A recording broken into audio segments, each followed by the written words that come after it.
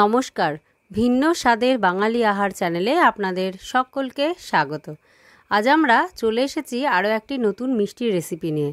সেটি হচ্ছে সকলের প্রিয় আমাদের গোলাপ জামুন, যেটি ঘরে থাকা মাত্র কয়েকটি উপকরণ দিয়ে কম সময়ে এবং একদম সহজ পদ্ধতিতে তৈরি করে নেওয়া যায়। আসুন তাহলে দেখে নিই আজকের রেসিপিটি। আজকের রেসিপির উপকরণগুলি হলো, এখানে নিয়েছি গুঁড়ো দুধ 1.5 কাপ, 2 কাপ পরিমাণে চিনি, হাফ কাপ ময়দা, হাফ কাপ লিকুইড দুধ গরম করে ঠান্ডা করে নেওয়া, 1 চামচ বেকিং পাউডার, 2টো গুঁড়ো এলাচ, অর্থাৎ এলাচ দুটোকে গুঁড়ো করে নিয়েছি, ছোট এলাচকে, আর এখানে নিয়েছি 2 চামচ পরিমাণে সাদা তেল। আপনারা চাইলে ঘিও নিতে পারেন। এবার এই সমস্ত উপকরণগুলিকে আমি একটা বড় পাত্রে মিশিয়ে নেব।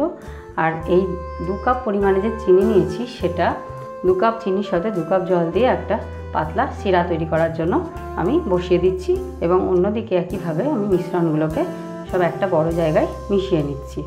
1.5 কাপ দুধ আমি একটা বড় পাত্রে নিয়ে নিয়েছি, তার সাথে দিয়ে দিচ্ছি হাফ কাপ পরিমাণে ময়দা, 2টো ছোট এলাচ গুঁড়ো করা, 1 চামচ বেকিং পাউডার। এবার শুকনো উপকরণগুলিকে ভালোভাবে আমি হাত দিয়ে মিশিয়ে নিচ্ছি।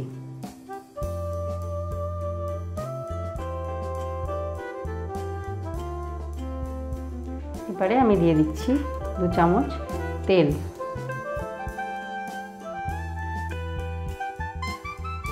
খুব ভালোভাবে এটাকে মিশিয়ে নিচ্ছি।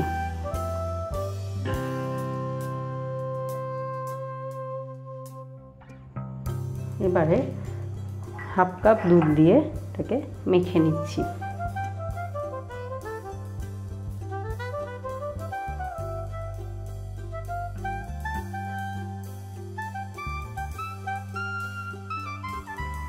এইভাবে মাখা হয়ে গেল। 5 মিনিট আমি এটাকে ঢাকা দিয়ে রেখে দিচ্ছি। 5 মিনিটের জন্য ঢাকা দিয়ে রেখে দিলাম। ফিরে আসছি 5 মিনিট পর।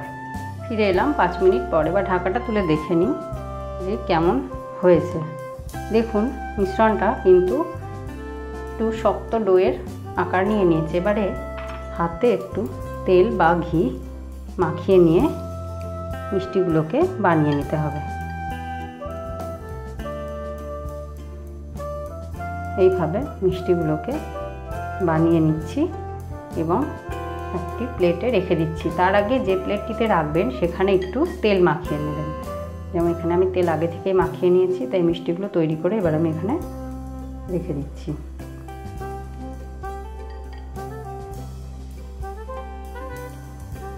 এইভাবে পুরো ডোটা দিয়ে যতগুলি সম্ভব মিষ্টি আমি বানিয়ে নেব।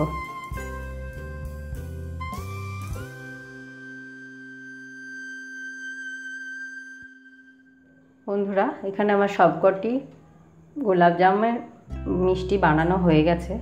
দেখুন, তার সাথে সাথে আমি তেলটাও গরম করতে দিয়েছি। এখানে আমি সাদা তেল গরম করতে দিয়েছি। এবারে মিষ্টিগুলোকে একে একে ভাজবো। তেলটা খুব গরম করা যাবে না, কারণ বেশি গরম করলেই সাথে সাথে লাল হয়ে যাবে। তাই অল্প গরম হতেই আমি এর মধ্যে দিয়ে দিচ্ছি।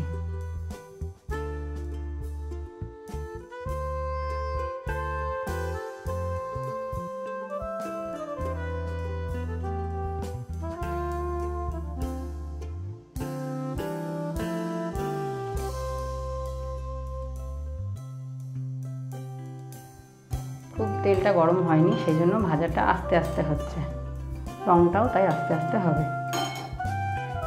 এইভাবে আমি মিষ্টিগুলো এদিক ওদিক করে আস্তে আস্তে ভেজে নেব। দেখুন, একটা দিক লাল হয়ে গেছে, আমি আর একটা দিক উল্টে দিয়েছি। এইভাবে ভেজে নিচ্ছি। হালকা হালকা লাল রং ধরছে। অন্যদিকে আমার সেরাও তৈরি হয়ে গেছে। এগুলো ভেজে তুলেই ওর মধ্যে আমি দিয়ে দেবো। গরম সেরার মধ্যে দিয়ে কিছুক্ষণ ঢেকে রাখবো। দেখুন, মিষ্টিগুলো খুব সুন্দর একটা রং নিয়ে নিয়েছে। এই সময় হিটটা থাকবে একেবারে লো। মিষ্টিগুলো ভাজা হয়ে গেছে, অন্যদিকে আমার সেরাও তৈরি আছে। এবার আমি তুলে নিচ্ছি।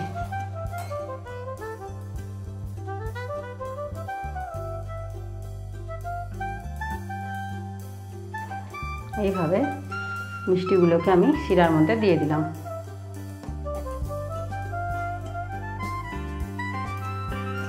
আস্তে আস্তে করে আগের মতোই আমি এই মিষ্টিগুলোকেও ভেজে নিচ্ছি।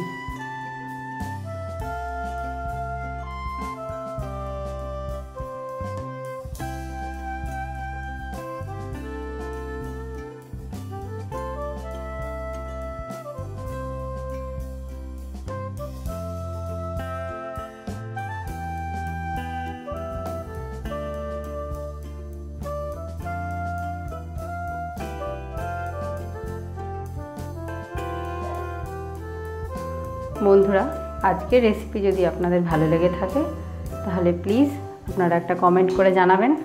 তার সাথে সাথে আমার চ্যানেল ভিন্ন স্বাদের বাঙালি আহার এটিকে সাবস্ক্রাইব করে আমার পাশে থাকবেন, যাতে আগামী দিনে আমি আরও অনেক নতুন নতুন রেসিপি আপনাদের সামনে তুলে ধরতে পারি। তার সাথে বলবো প্রচুর পরিমাণে আপনারা লাইক করবেন এবং শেয়ার করবেন। মিষ্টিগুলো ভাজা হয়ে গেছে, এবারে আর 1 মিনিট মতো নাড়াচাড়া করে আমি একটি পাত্রে তুলে নিচ্ছি, শিরার মধ্যে দিয়ে দেব। আগের সমস্ত মিষ্টি শিরার মধ্যে দেওয়া হয়ে গেছে, এবারে এগুলিকে দিয়ে দেব। দেখুন একদম পারফেক্ট কালার হয়ে গেছে। এবার আমি এটাকে তুলে শিরার মধ্যে দিয়ে দিচ্ছি। এখানে আমার সবকটি গোলাপ জাম এর মধ্যে শিরার মধ্যে দেওয়া হয়ে গেছে। এবারে এটিকে আমি আধ ঘন্টা থেকে 1 ঘন্টা মতো ঢাকা রেখে দেব। ফিরে আসছি 1 ঘন্টা পর। ফিরে এলাম 1 ঘন্টা পর। আমি শিরা থেকে গোলাপ জামুনগুলি একটি পাত্রে তুলে নিয়েছি গরম গরম পরিবেশনের জন্য। দেখুন খুব সুন্দর হয়েছে। আপনারাও বাড়িতে চটপট তৈরি করে ফেলুন। আজকের রেসিপির যে উপকরণ সেটা আমি নিচের ডেসক্রিপশানে দিয়ে দিয়েছি, আপনাদের সুবিধার্থে চাইলে আপনারা ওখান থেকেও দেখে নিতে পারেন। আজ তাহলে এই পর্যন্তই। হাজির হয়ে যাব পরের দিন আবার নতুন কোনো রেসিপি নিয়ে নতুনভাবে। ভালো থাকবেন, সুস্থ থাকবেন এবং আমার চ্যানেলের পাশে থাকবেন। ধন্যবাদ।